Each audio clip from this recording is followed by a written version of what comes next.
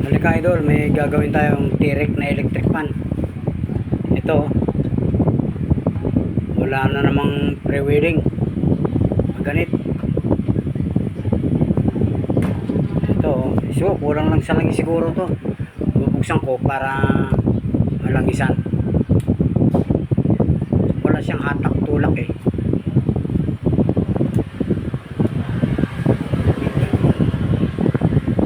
Bubuksan ko para langis lang muna.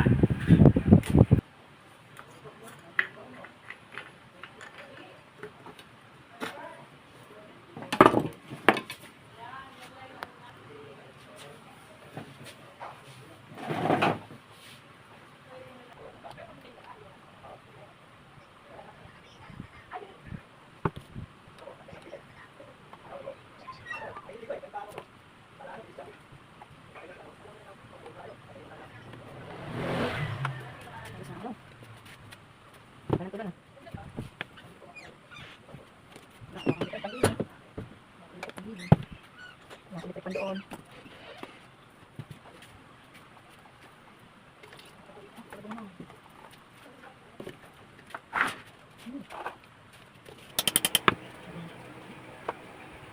Matigas talaga ikutin. Mahirap sa kamay. Ito muna. Testingin natin muna dito.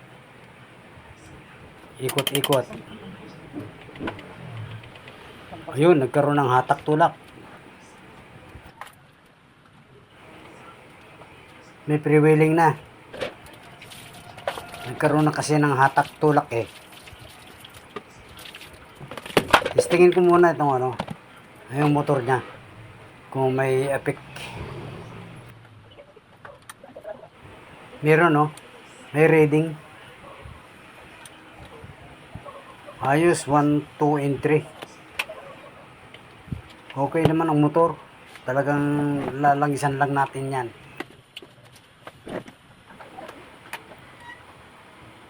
Testing yan, umikot na Okay. Number 2. Number 3. Ayos.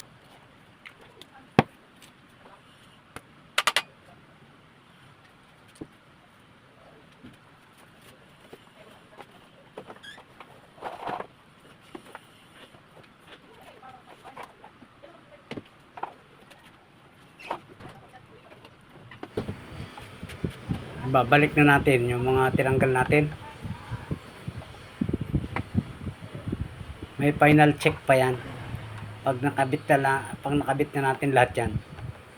Yung final check nito may cover na yan.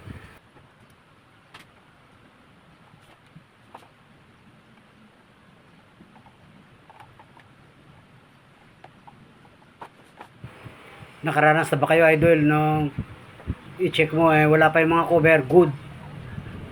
Nung may kabit na lahat pinaandar mo ngayon, ayaw na naman.